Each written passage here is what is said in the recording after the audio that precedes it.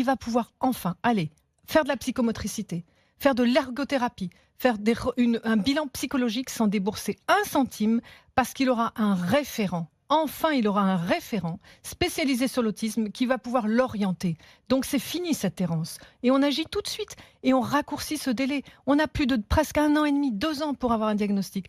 Et nous, on s'engage que dans les 6 mois, dès que les premiers signes d'alerte auront été faits, il aura enfin un diagnostic posé et une intervention sans débourser 1 centime.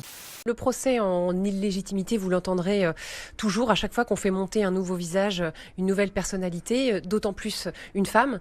Moi, je crois que Sibeth a toutes les qualités. Elle connaît parfaitement le fonctionnement de l'action gouvernementale. Elle connaît toutes les personnalités qui composent aujourd'hui le gouvernement. Et la communication, c'est son métier. Donc, qu'est-ce qu'on attend d'un porte-parole ? Eh bien, c'est quelqu'un qui sait expliquer, qui sait convaincre. Aujourd'hui, les Britanniques voudraient, comme on dit, le beurre, l'argent du beurre et le sourire de la laitière. Ouais. C'est pas possible. Ils veulent partir tout court. On est très triste qu'ils partent. Si c'est leur décision, c'est leur liberté, évidemment. Mais ils ne peuvent pas nous demander en même temps de rester dans le marché commun et de ne se soumettre à aucune des règles et des financements du marché commun. C'est pas possible. Moi, je vais dédier beaucoup de mon temps dans les semaines qui nous séparent des élections européennes pour mobiliser la jeunesse pour qu'elle aille voter tout court. Moi, je veux pas qu'il y ait des décisions qui soient prises par les vieux, entre guillemets, contre les jeunes dans les années à venir au niveau européen. Merci. Donc, j'appelle les jeunes à se mobiliser. Ce point-là est loin d'être le point le plus important de la loi. C'est un outil dans une boîte à outils pour que, dans certains cas, on a déjà observé des expérimentations intéressantes, on puisse relier l'école et le collège. Ce qui ne signifie pas déménager l'école, ce qui ne signifie pas supprimer le directeur d'école. Je pense qu'il pourrait être pertinent de reconnaître le vote blanc et de trouver une manière de faire en sorte que les citoyens puissent davantage s'engager dans la construction de la loi. Mais sur la gratuité des transports communs, vous pourriez l'envisager ? Je pense que la gratuité, franchement, je ne pense pas que ce soit la solution générale. On a des petites villes qui ont pu mettre en place cette gratuité. Vous savez, les transports, ce n'est pas gratuit à offrir aux citoyens. Donc il y a quelqu'un qui paye. Si ce n'est pas l'usager qui paye, ça veut dire que c'est le contribuable. Je n'ai pas entendu dans le débat que les Français avaient envie de payer plus d'impôts.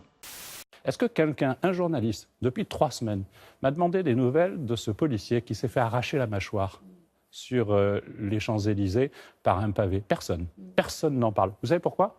Parce qu'on considère qu'un policier ou un gendarme qui se fait blesser, c'est normal. Et on banalise cette violence-là.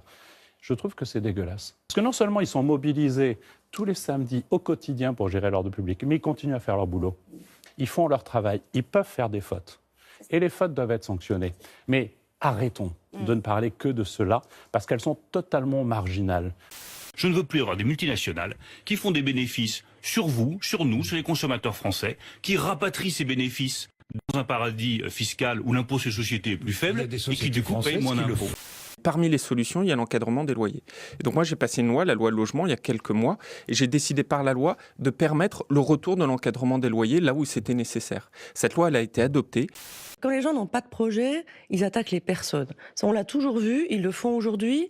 Moi, j'ai été sur le terrain, ça fait 30 ans que je défends les intérêts des Français et que je défends la France. Quand j'ai défendu la France aux États-Unis, contre la guerre d'Irak, j'ai défendu les intérêts des Français. Quand j'étais en Afrique, que j'étais sur le terrain, j'ai défendu les intérêts des Français.